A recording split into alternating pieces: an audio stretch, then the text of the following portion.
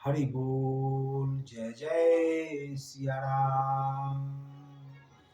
ओम। आज एकादशी व्रत है और आज से ठीक 14वें दिन हम लोग मनाएंगे देव उठनी एकादशी।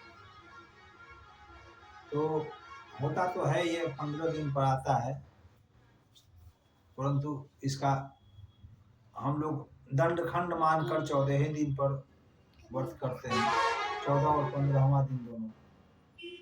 इसलिए आइए हम लोग आज हम लोगों के मानस जी का जो कथा हो रही है वो कथा का आज 15वां दिन है।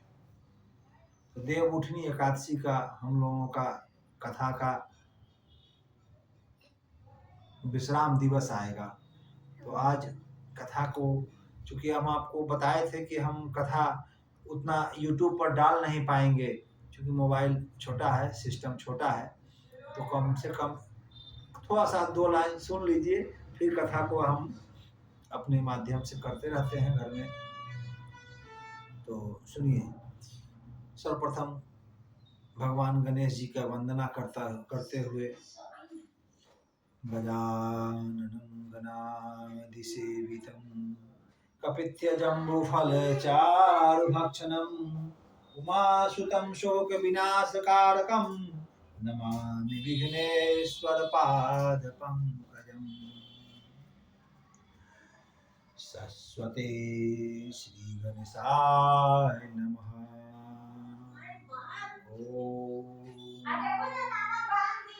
सरस्वती मंबिष्ठा विना पुस्तक धारणी हंसवाहिनी समायुक्ता विद्यादान श्री सरस्वती नमः। ओम।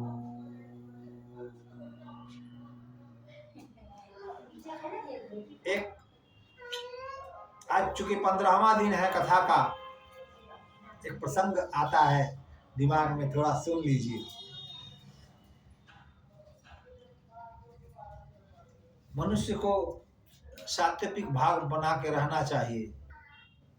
ये भाव हम लोगों को सिखलाता है कि साधु भूखा भाव का, धन का भूखा नाही।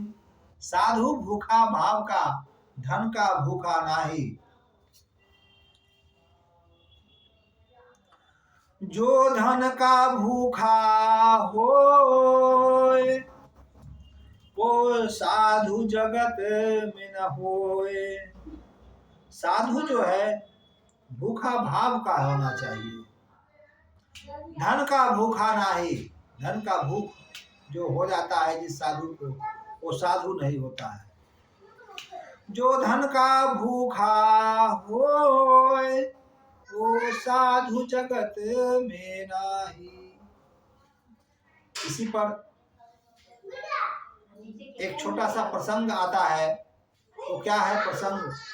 हम आप जगत में जो जीते हैं वो जगत का ही प्रश्न है, और वो जगत को समझने के लिए पूज्य गुरु श्री जो धीरेन्द्र आचार्य यहाँ आए थे, उनके श्री मुख से हम सुने हुए थे कि पति किसके बदले में मिलता है।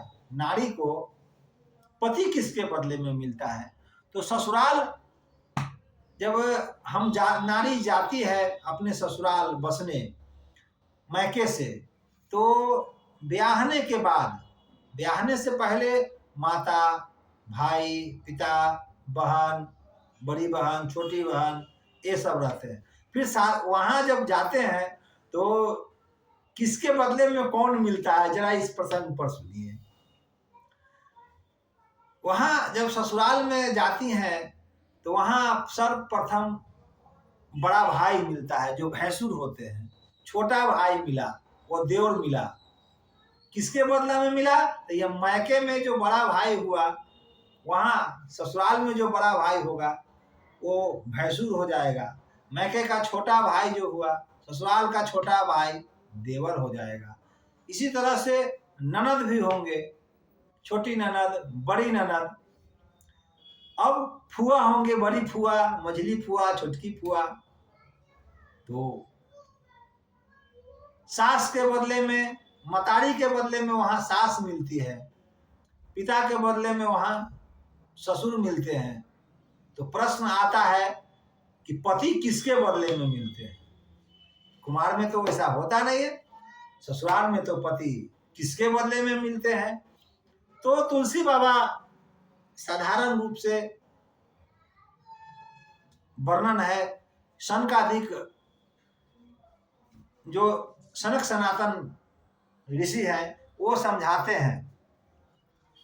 कैसे समझाते हैं? छोटा सा लाइन है कि पति किसके बदला में मिलता है।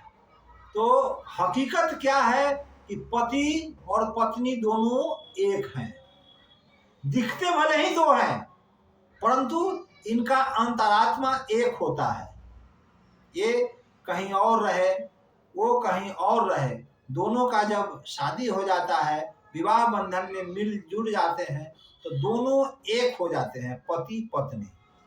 अब इसका कहना क्या है कि सो सुनिए, राम बीजल और बिजल समूह, राम बीजल और बिजल समूह, राम जी पर कहिए, कहिए त भिन्न न भिन्न, कहीं भिन्न भिन्न नहीं है, दोनों एक है।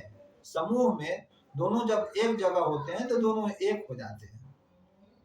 बंदहु सीता राम पद कीन परम पद कीन, बोलो सियावर रामचंद्र की जय। अब आगे की कथा हम लोग गाते हैं, तब तक के लिए सादर जय जय सिया राम। जिन कथा प्रेमियों को कथा सुनना हो वो हमारे घर कांटी डेरा है, वहां पे आके 9:30 बजे से लेकर के 12:30 बजे तक कथा सुन सकते हैं।